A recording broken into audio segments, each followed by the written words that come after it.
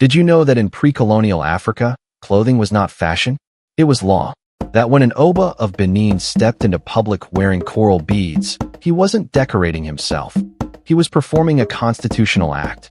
That every bead, every layer, every color carried political meaning, legal authority, and moral obligation. That across Africa, what outsiders dismissed as tribal costume was actually one of the most advanced systems of political communication the world has ever known. Because in these societies, power was never allowed to hide. It had to be seen, it had to be understood, and it had to be accountable. This is the story of how African civilizations turned fabric, metal, and symbols into constitutions you could see with your eyes. How they made authority visible, not to glorify rulers, but to bind them. How power itself was dressed in responsibility. In the Kingdom of Benin, power spoke in coral.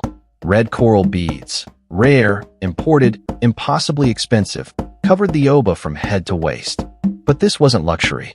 It was weight. Real, physical weight. The crown rose high to declare divine responsibility. The layers across the chest represented the burdens of office. The coral skirt was so dense it restricted movement, forcing the king to walk slowly. That slowness mattered. It told the people, this man is not free. His power limits him. His authority restrains him. The heavier the regalia, the heavier the duty. When the Oba appeared in public, the message was clear. This is not a man elevated above you. This is a man bound by office. And behind him, lining the palace walls, were bronze plaques. Not decorations, not art for art's sake. They were law and metal. Each bronze recorded history, precedent, and political instruction. A plaque showing the Oba with advisors wasn't celebration. It was a reminder that he ruled through counsel. A plaque depicting war wasn't glorification. It documented the conditions under which violence was justified. These bronzes were referenced in disputes, cited in arguments, remembered like case law. When British forces looted Benin in 1897, they didn't just steal art.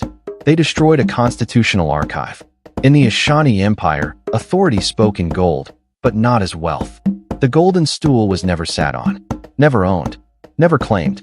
It represented the soul of the nation itself. The Asantehene ruled beside it, not above it, because his power came from the people and could never belong to him. The stool reminded everyone, including the king, that authority was borrowed, not possessed. Ashanti regalia followed the same logic. Every gold ornament signaled rank. Every pattern indicated jurisdiction. Wearing regalia beyond your office wasn't a fashion mistake. It was a constitutional violation. Anyone could read power at a glance. Anyone could see who had authority and who didn't. Kent cloth carried that same language. Its patterns weren't decorative. They were statements.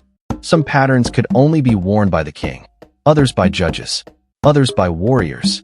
Colors spoke too. Gold for legitimacy, green for growth, blue for harmony. To wear Kent was to declare your role in society. Identity, responsibility, and authority woven into cloth. Power had no place to hide. In the Sahelian empires, Mali and Songhai, authority spoke through knowledge.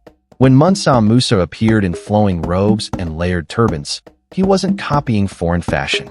He was declaring scholarly legitimacy. His staff wasn't a weapon. It was a symbol of judgment, law, and interpretation. Power flowed from wisdom. Askia Muhammad of Songhai surrounded himself with jurists and scholars because authority, without understanding law, was illegitimate. To rule was to know. To command was to comprehend. Leadership demanded learning. Among the Yoruba, political philosophy was woven into beadwork. The Oba's beaded crown veiled his face, not to intimidate, but to erase the individual. The message was profound. You do not serve the man. You serve the office. Behind the beads was a human being, flawed, temporary, replaceable. But the institution endured. Even the ruler was reminded of this every time he looked out through the veil. Across Africa, the pattern repeats. Power was never meant to be invisible, never meant to be unquestioned, never meant to be personal. African political systems understood something timeless, that authority is dangerous unless constrained, that leadership must be continuously justified, that rulers must be reminded, publicly and constantly, of their limits. So they dressed power in responsibility.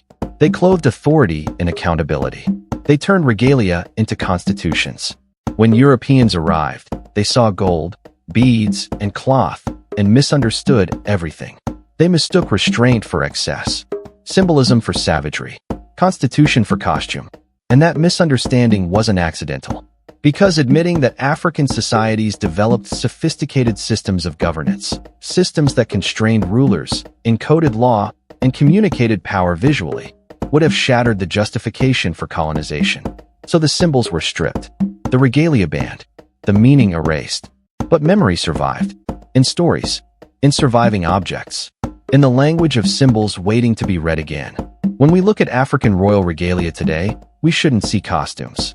We should see political philosophy. We should see constitutions worn on the body. We should see civilizations that understood power deeply and refused to let it run unchecked. Because the question of power never disappears. How do you limit it? How do you hold it accountable? How do you remind leaders they serve, not dominate? African civilizations answered those questions centuries ago. In coral, in gold, in cloth, in symbols that still speak.